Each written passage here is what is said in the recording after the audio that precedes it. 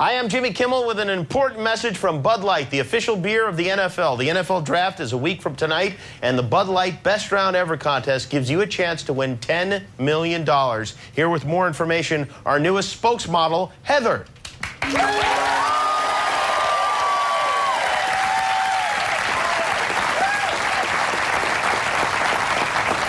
Hi, I'm spokesmodel Heather. Would you like a Bud Light? Yes, I would, but could you open it for me, please? Because I'm busy holding these nachos. Okay. Do you have an opener? Yes, I do. All right, wonderful. Nachos go great with Bud Light for the best pick you can make for the NFL Draft. And when is that draft, Heather? Next Thursday. And do you have details on how the contest works? Yes, I do. The NFL Draft is Thursday, April 28th. If you predict all 32 picks from the first round correctly, you could win $10 million. Just find Bud Light on Facebook and click the Best Round Ever tab. Tab, indeed. Thank you, Heather. You're the best. Thank you. Make Bud Light your pick for the NFL Draft. For more details on your chance to win $10 million, find the Best Round Ever tab at facebook.com/Bud Light. With Kunal Nayyar, music from Fanagram, and Christoph Waltz and nachos. From Hollywood, it's Jimmy Kimmel Live. Tonight, Christoph Waltz. From The Big Bang Theory, Kunal Nayyar. And music from Phantogram. With Lito and the Cleatone. And now, if the truth be known, here's Jimmy Kimmel.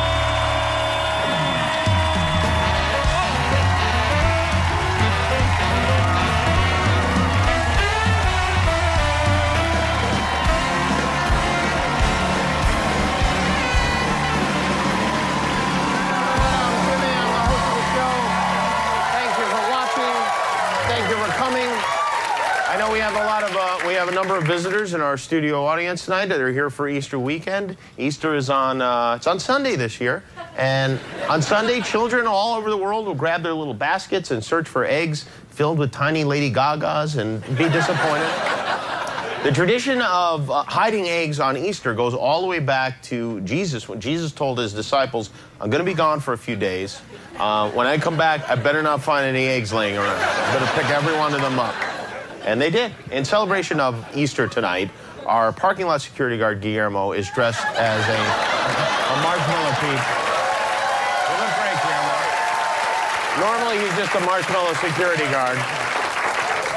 Finally, I have something that Oprah doesn't. A pipo de gallo. You look great, Guillermo. Thank you, Jimmy. You know, there's no zipper in that, so you're going to have to eat your way out of the costume. Okay. All right. I like Easter. It's a low-pressure holiday. Hey, here's something interesting I learned today. Jelly beans, technically not beans. I've been seeing a nutritionist, so. Easter is a big holiday for my family. My mother makes 80 or 90 meat and cheese pies and between 4,000 and 7,000 manicotti on Easter. She starts cooking on St. Patrick's Day and goes all the way up to Sunday. Today, my Uncle Frank told me, you remember what you told me about Sunday? He said, don't forget Sunday. Yeah, Sunday's a big Easter. The whole family's together. I know, but what would you make you think that I would forget that? I've remembered the last 44 Easters in a row. I know. No, I thought I'd forget. Oh, you thought you'd forget? Old. No, you wouldn't forget. Okay, all right, thank you. Hey, we have a special Easter giveaway for our audience tonight. Under one of your seats is a colored egg. I want everyone to go ahead and look under your seats and look for the colored egg. And then whoever finds it, oh, there it is, right there. Congratulations. That's cool. Well, there you go. That's, that egg is yours. Were you expecting something else? This isn't Oprah. I'm sorry, I don't have things to give to people. You'll have to eat that. You can do whatever you want with it. It's hard-boiled. Yes. There's some crazy weather going on in the Deep South and the northeastern United States right now. Tornadoes, thunderstorms, more than 100 tornadoes over the last week. Mississippi and Tennessee were actually blown into one big state called Mississippi now, I think. I think these storms are God's way of sending us a message, and that message is when warm, humid air masses surge northward from the Gulf of Mexico and combined with a strong jet stream, it could result in severe weather conditions. This is a video from YouTube. This is unbelievable. This guy's talking to his wife right now in his car. Yep, right now. I can take pictures of it, too. He's in North Carolina. We'll recording it. That's even better, isn't it? Okay, that's a tornado coming toward you. Yep, but it's not one of those, I would say, you know, like devastation, terrible. I mean, it's picking up leaves. I see stuff in it, but it's not. It's a calm tornado. I'd say it's coming to a It's just twisting. Up there goes a flash. It's blowing up some power lines. Nice. Yeah, and here it comes. The house. And it is coming right at his car, and he's not doing any. Oh my goodness. He melted her with wiper fluid, but isn't that crazy? I flee from tornadoes. I'm a fleer. But I think there's an important message here, and I can't stress this enough. If you see a tornado coming at you, please, please make sure you have your video camera rolling. Give us something to remember you by if, God forbid, anything happens. President Obama was in Los Angeles today. He's in town raising money for his campaign and also meeting with Dr. 90210 about an ear tuck. Obama is stockpiling money for a possible run against the current GOP frontrunner, Donald Trump. That's right, Donald Trump. Trump has been giving a lot of interviews this week. Most of the interviews have been centered around Obama's birth certificate, even though Trump says it's not a major part of his campaign. His real concerns are OPEC, China, and making sure all federal buildings are named after him. He's apparently so concerned about where the president was born, he sent a team of investigators to Hawaii to look for evidence. So far, the only thing they found are a polar bear carcass, a four-toed statue, an empty tub of coleslaw, and a cloud of African-American smoke. But wouldn't it be great if it turned out all this time Obama's birth certificate was nestling in Donald Trump's hair somewhere? It would, is the answer. Not all of Trump's interviews have been about the birther issue. Some have focused on how terrific he is. Say what you like about Donald Trump. The man has plenty of self-esteem, as we learned during this interview with Today Show correspondent Frank Unkelman. I do a fantastic job, and, you know, just almost always it works out really well. And everybody says, oh, gee, what a great salesman he is. It's this. It's not my salesmanship. What? This. You know what that is? You're touching your temple. You're pointing to your head. This. Oh, that looks like cotton candy. Yes. The brain power. Oh, brain power. I knew that. I knew that. Sure. Well, good.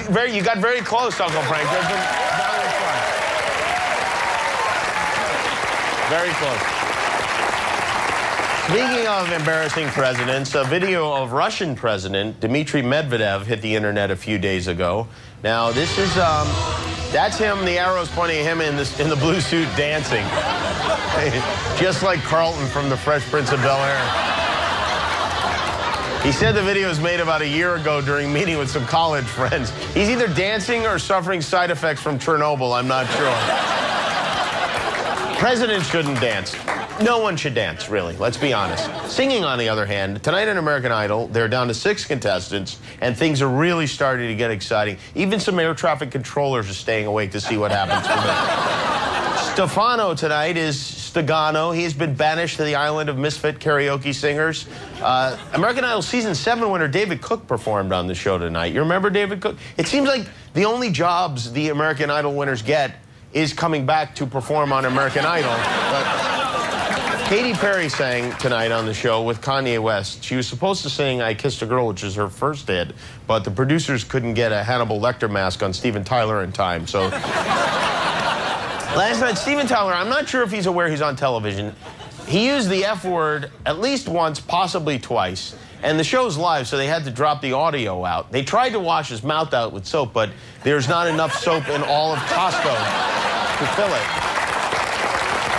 And it was an interesting program. Casey Abrams, the kid with the beard, kissed Jennifer Lopez on the cheek. Steven Tyler got a kiss on the cheek last night, too, but from the one woman in the room he has no sexual interest in. Members of Glee, Fringe, and Breaking In the audience. Good to see all of them. Also, Steven's daughter is here. Did she give you that kiss? Oh, this one here, J-Lo had to even it off. Oh, over here. No, that's my daughter, Mia. Mia, where are you? It's just like her mom. Apparently, Steven Tyler has been invited to attend the White House Correspondents' Dinner later this month, and he'll be sitting at the same table with Bristol Palin, which that's a good way to get shot by Sarah Palin. The whole abstinence thing is about to be put to the test. Steven Tyler has a very active libido, and thank goodness, because without it, we'd be deprived of moments like this. It's time for Steven Tyler's creepy leer of the night.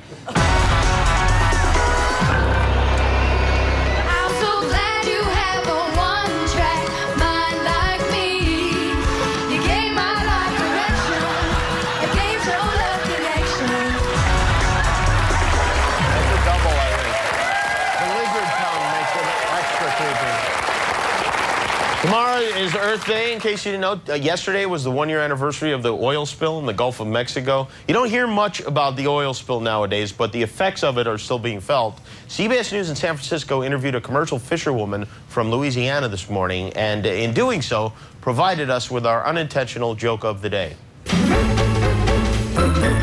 I can't even catch crabs.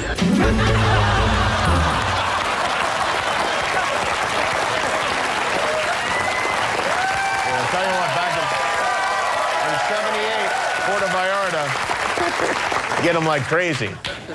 Here's a story I think everyone will like. In Jacksonville, Florida, an armed robber attempted to break in the house of a man named Bobby Smith. Mr. Smith is 81 years old, but unfortunately for the would-be robber, he's a very feisty 81. I come around just like that, just like baseball players do. An 81-year-old Bobby Smith of Springfield says that was enough to stun an armed robber, who he says was bold enough to hop a concrete fence and rummage through the kitchen. So he confronted the man with a pan full of potatoes, his supper for the night. And hit him upside the face. And the potatoes went all over him. Then I raced back about 6 feet away and got this pitchfork. Then I went to work on him.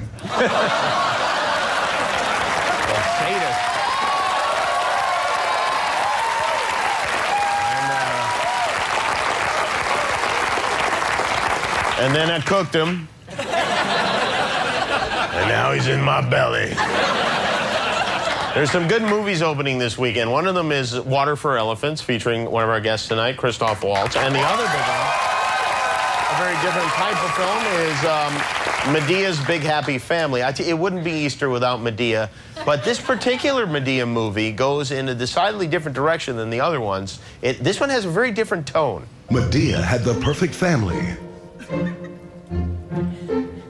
Can't nobody bring a family together like you can. But she also had a secret. Can you just hold me one more time? A taste for domestic abuse. Somebody does something to you that you don't like, even your kids. You can beat the hell out of them and just say, so? From the producers of Drag Me to Hell and Barbershop 3, An American Family. Fighting for their lives. Do you understand the words that are coming out of my mouth? We out of ham. You out of ham. We got no damn. Who will survive? Tyler Perry's Medea's Big Happy Family. Hallelujah! Rated R for graphic black-on-black violence. Well, I'll probably go see that.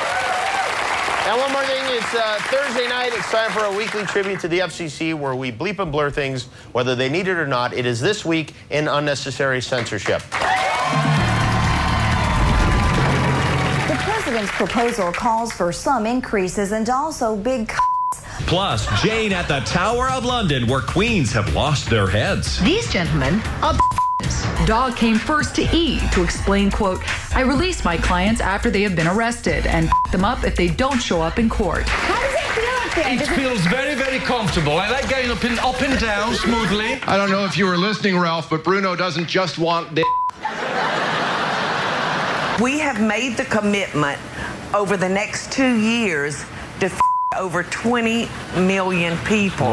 If you woke up with a stiff today, it might be because of the way you slept. I love the fact that you came down here and her. We didn't even think that would happen. You love that too, right? I loved it. Yo. So many things that are thrown into this budget, and yet we feel that we need to, what, a dick with the losing party? Well, just in time for Easter, there's an iPhone app that makes it look like the Easter Bunny is your Yeah, when I have the letter F, I will do something that begins with the letter F. Yes, I will.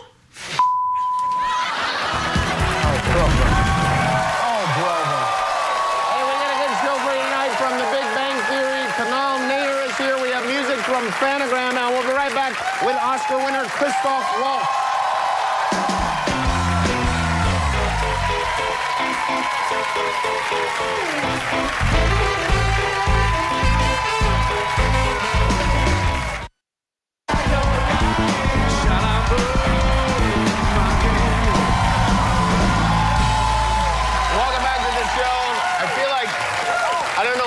I have this urge to lay you down on the ground and just take a nap on you. Yeah, sure. Even more so than usual. That's good. Tonight on the show from The Big Bang Theory, Kunal Nayyar is here with us. And then with music from this, their debut album. It's called Eyelid Movies, Fanagram from the Bud Light stage. Next week on the show, Mark Ruffalo will be here. Jamie Oliver will be with us from Thor. Kat Dennings and Jamie Alexander. Sofia Vergara. Manny Pacquiao will console the latest cast-off from Dancing with the Stars and the great Martin Short. And for the musically inclined, we have Alter Bridge, Robbie Robertson, Augustana, and the Airborne Toxic Event. So join us next week. You know, our first guest tonight, from his Oscar-winning role in Inglourious Basterds and also from a long list of foreign films none of us have seen. You can see him now alongside Robert Pattinson, Reese Witherspoon, and an elephant in the new movie Water for Elephants. It opens in theaters tomorrow. Please say hello to Christoph Waltz.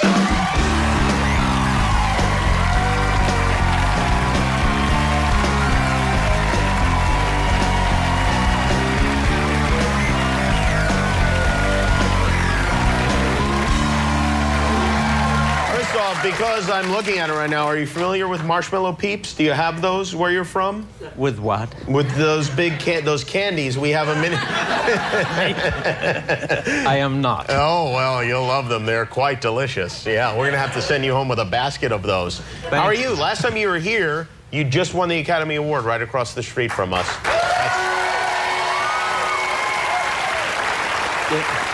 Maybe there is a correlation. Maybe you will go home with a Mexican and a marshmallow tonight. An award of a different sort. Yes, quite. Do you remember much from that night, or is it a blur? No. It's less than a blur. It's kind of a, one general fog that I feel very nostalgic about. You do? Good. Yes. Well, you should, certainly. Yeah, no, this was a trip that cannot be described. What happens when you get the Oscar and then you carry it around all night? All night. You hold on to it. You show it to people, and people get excited? No, you just hold on to it. You hold on to it. Do people ask to hold it? Well, yeah, I don't let it. You don't let them know. Then how do you get it home? I put it in they give you a beautiful little box. Oh, they do? With a styrofoam that's, the lining that's cut out exactly like the Oscar. You put it in, and I put it in my hand luggage, and then it goes through the X-ray machine, and the security person said, and he said, "Is this real?" I said, "I don't know." You have to let him touch it if he wants to. And then where did you put it? Do you have a trophy case in your home? No. I put it in an armoire and close the door. An armoire that I hardly ever go into because it's very intimidating to have it around all the time. Really? Yeah, it looks more at me than I do look at it. Do you ever go and just gaze at it? No. I just, when there are a few things that I occasionally need, so when I need it, I open it. I was thinking about this today, and I was wondering, first of all, because you were born in Austria, if you know our governor, or our former governor, Arnold Schwarzenegger. Have you met him? I haven't. You haven't? No, it's very unfortunate. Did he send you a card or anything after you won the Oscar? I was slightly miffed. I don't blame you. Maybe he doesn't want the competition. That's my explanation too, but... Maybe he's upset because you come over and speak perfect English, and he's been here for 30 years and we still can't understand anything he says. Yes, but...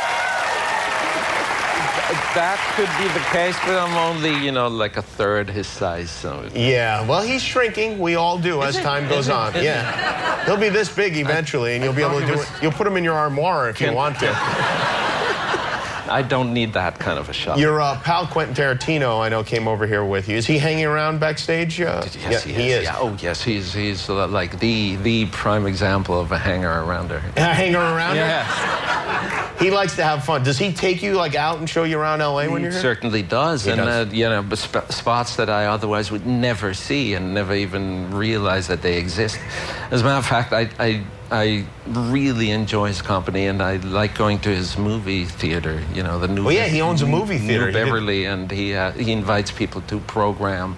And it's fabulous. It's a great thing. I think this movie theater was going out of business, and he restored it and reopened it for people to go to. And it's a little haven for cinema buffs. Yeah. Yeah. And is that where you go over and over again? Over and over again. Oh. Yeah. No, seriously. Is that good, or are you like, hey, maybe we should go someplace else tonight? Bowling, perhaps. Well, mini golf. No, I like the girl at the, you know. Anyway. The ticket taker? Oh, I see.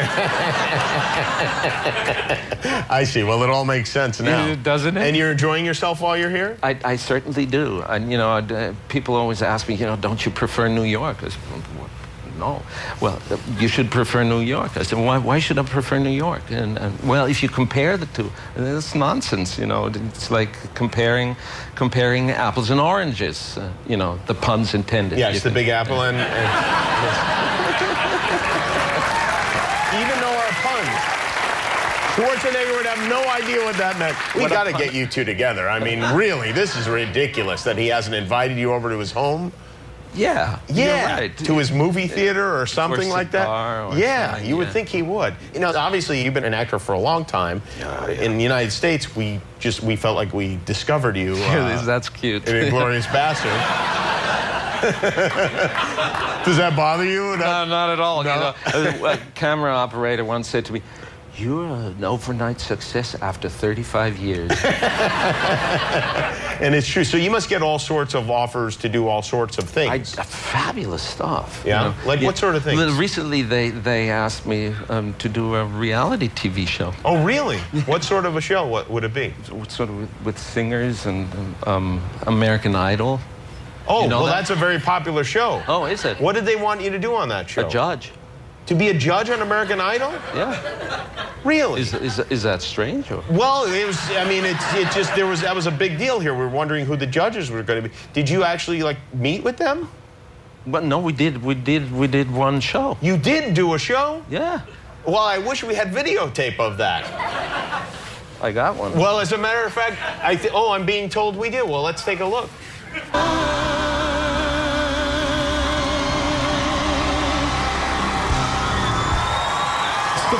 Stefano, I love it. I can't wait to see what you do every time.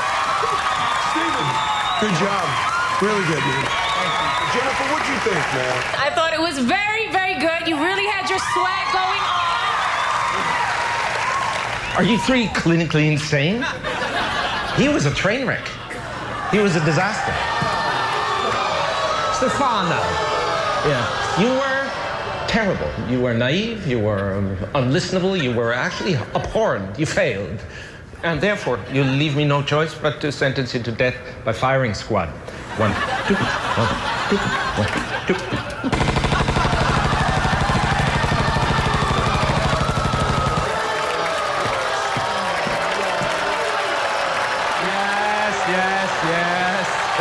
Yes, when someone is terrible, you don't inflate a malfunctioning ego. You don't shower undeserved praise on a lobotomized squeak box. No, you eliminate him permanently. Go out on a limb here and say that is going to be theatrically the best performance of the night. He did it. He slayed it. He slayed it. Mad Max meets Stormtroopers on Melrose, right? Come on. This is the exact problem I was talking about. Praise, too much praise. I just murdered a man in your presence. Yeah, baby. Enough already. I'm going to make it really simple for you. I'm going to sing a song, and you will say something negative about me. Otherwise, I'll have you all executed. Understood? Go for it, man. Don't hold back. Just go for it. Go for it. Who let the dog out? Who let the dog out? Randy. Just vocally, it was good. Tread carefully. But it didn't make me jump up and down. It was actually kind of boring for me from you. And I mean, I love you. Okay, good. You can live, J-Lo. I'm just not sure that at this point in the competition, we're just kind of getting down to the wire, and it's time to pull out the big guns. Bigger than these? But because you have so much emotion, it kind of takes you off. Off? Yeah. Well, all right. Off is worse than on. Okay, you can live too. And lastly, Steven. You know what I'm going to say? I thought it was a great performance as well.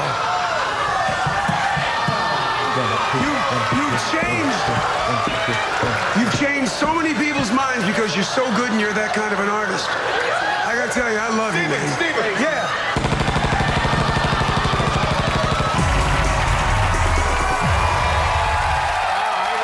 They made a big mistake not hiring you. Christoph Waltz, everybody. Water for Elephants opens tomorrow. Be right back with Christoph.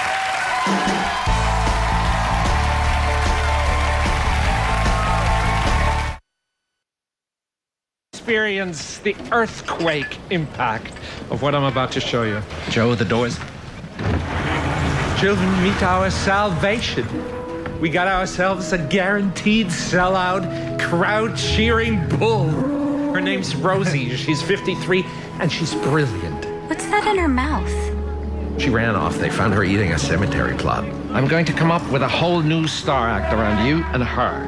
Darling, I'm not getting up on that. I've never ridden an elephant in my life. You didn't know how to stand on top of a galloping horse until I showed you. That's Water for Elephants.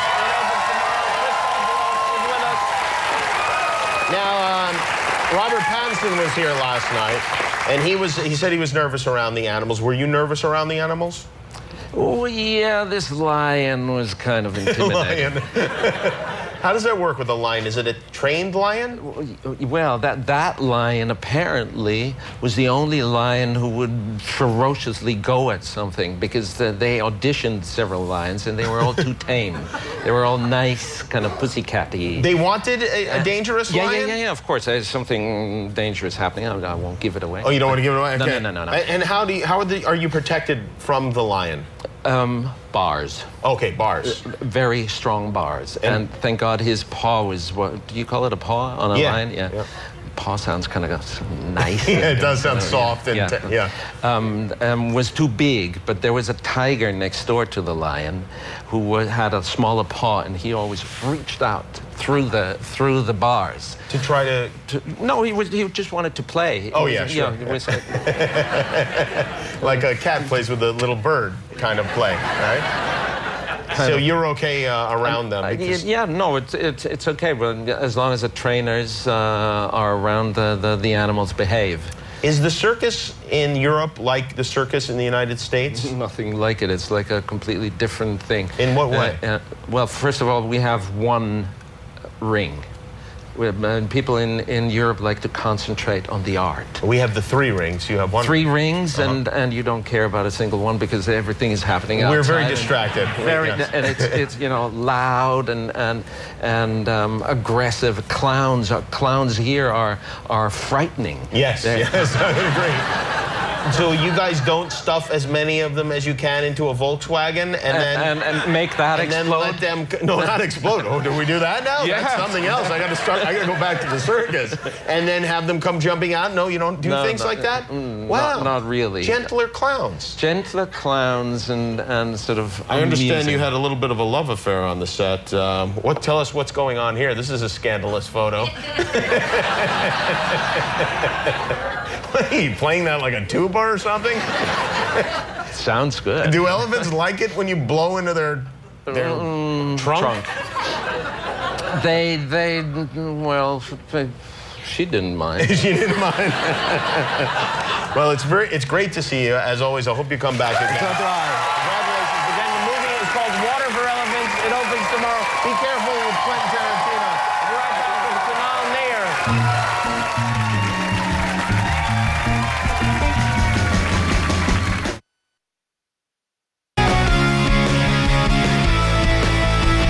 If you're going to be in the LA area and want to see the show, call 866-JIMMY-TIX or go to JimmyKimmelLive.com.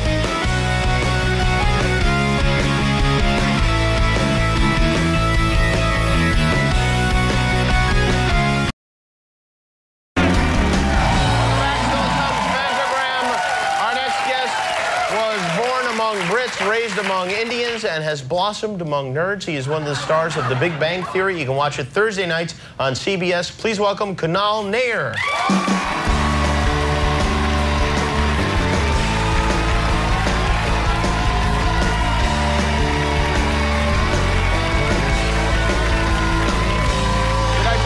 Did I pronounce your name correctly? You are the only American who's ever pronounced it correctly. Well, thank you very much. Thank you. You are proud to be American. Well, yeah, sure.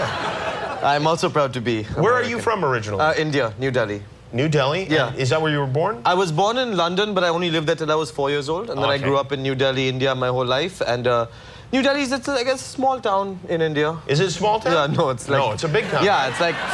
That was my first attempt at the worst joke ever. Well, you have to understand, we don't know anything. So okay, if you say there are 11 people there, go, No, it's about 14 million, I would say. Between 12 and 14 million. Oh, wow. Yeah. Does your family still live there? My parents still live there, and I get to talk to them on the phone. My mom just called before I got on. She's like, what are you doing? And I'm like, Mom, I'm about to go on Jimmy Kimmel, like I told you. She's like, oh, okay, cool. Achha, listen, there's one thing that I had to ask you about. I was like, no, you don't understand. Like, this is a really cool thing. Oh, yeah, okay, just 1 second. I have to ask you one thing about Do they understand what's going on with you, that you're on a television show? And... They do, of course, because the show is quite popular in India. But like when I first booked the show, like I was like, Dad, I got cast in the show, and they knew the whole process, so they were very excited. They're like, yeah, that's awesome, that's awesome. And they were like, Beta, what does this mean, getting cast? Like, just leave it to your parents, right? To just like cut, like just bring you down to earth well, in 1 second. They're enthusiastic. They're like, this is amazing. What does this mean? Are you going to be on the show? Are you just writing for the show like that? No. So when you were growing up there, were there American TV shows on? Oh, yeah, we got cable when I was in like grade 7, class 7, class 6, class 7, and the first American shows were Doogie Howser. Really? Wonder Years. Oh, now you work with Doogie Yeah, Howser. Exactly. Wow. Neil, I actually said that to him once at a party, and then I regretted it. Oh, you did? I was like, Neil, you know, in India, Doogie Howser is very popular, and like, thanks, man, you really meant a lot to me. And he was so sweet, but I was like, everyone probably comes up and says that to him. Not from India, they don't. No, that's true. That's true. Yeah. And then you know, Wonder Years was huge. Wonder Years. Oh, yeah, wow. I really loved it. Actually, when I first had my first kiss, I have kissed a girl. It has happened in my life. Once though. Once, I know. Do I have to pay Katy Perry like royalties for saying that? Like no, I I don't think so. Okay, cool. Yeah, she's got enough. She has enough. She does have enough. So in class 8, I was not, I don't know what dating means when you're in class 8, but there was this really cute girl and she was older than me and she really wanted to make the move and I didn't know how. I was so young and in India we have load shedding, like the lights, in the summers especially, that you would lose electricity for like a couple of hours. This was when we were very young. Oh, okay. And suddenly the lights went out and we were together in the room and my parents went there and she's like, now you have to kiss me. And I was like, okay, like I had no idea what to do. You know, so she ended up kissing me and we kissed and it wasn't like, oh my God, I'm kissing a girl. It was like, remember that scene when Winnie and Kevin kissed in the park? That's what this is like. Fast forward to Big Bang Theory, season 3, Danica McKenna was on the show and my character Raj gets to make out with her. Oh, wow. So, I told her that story. I was like, you know, obviously when actors kiss, it's always slightly weird, right? It wasn't weird for me, it was awesome. Yeah, but I kiss her, I tell her the story in the makeup room on the day of taping, like in a very sweet way, and she looks at me, she's like, cool story, that's nice. And then I was like, maybe I shouldn't have told her. Then maybe I seem like you that have creepy. a lot of regrets, don't you? I have a lot of, yeah. I think it's perfectly fine. You're being honest with these people. It wasn't like a bad story, right? No, would you have told her that story if that's what would happen? Oh, yes, I would definitely have told her that story. Yeah. I would have walked in there nude and told her that story. Yeah. And then I said, let's practice. So do you go back home and visit? Yeah, I go home at least twice a year. You do? Yeah. And what do you, like, what's the first thing you want to do when you get to New Delhi? Other than eat, like, not that I'm a glutton or anything. I'm very skinny. It's Hollywood, okay? I like to drive. Like, I like to get in the car. We drive on the different side of the road, so I like to get in the car and drive. Like, that's my first thing I like to do. Why do you like to drive there? Just because it's a different side of the road? It's like a video game. In what way? I mean, think of, you know this game like Grand Theft Auto? Yes. Except, think of that game, except you're not trying to kill people, obviously, you know, but it's this similar idea. You get in the car and then you're like, oh my God, there's a bicycle and there's a truck and there's an elephant. And, like, you know, it's like, this. No, I'm serious, like, you guys won't believe me, but they're actually on the road sometimes are elephants. And stray dogs and monkeys and the cows. monkeys. Oh, the monkeys are mean. We heard about the monkeys when President Obama was supposed to go over there. He needed extra security for the monkeys. Yeah, they had anti-monkey measures, right? Yeah, you guys are laughing, but it's really serious. Like, this is like these monkeys, they will slap you, they will steal your food, they will try to do like sexual things to you. Like, really? These monkeys, like they're like an organized mafia. Wow. So the power goes out and you're like one-on-one with a monkey in the dark and God only knows what could happen. Yep, exactly. Wow. You just never know the way the monkey is going to behave in the moment is right. Well, I tell you what, you've done a heck of a commercial for the Department of Tourism there. I know. Don't worry, the monkeys aren't actually going to attack you. Well, it's great to meet you. Thank you for coming. Congratulations on all your success. The Big Bang Theory is the show. You watch it Thursday nights on CBS. Kunal Nayyar. Everybody right back with Spanogram.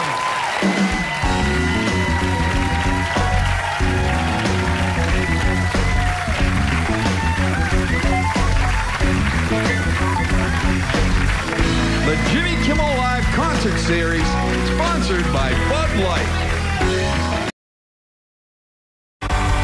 The Jimmy Kimmel Live Concert Series, sponsored by Bud Light. Well, this is their debut album. It's called Island Movies. Here are the song When I'm Small, Phantogram.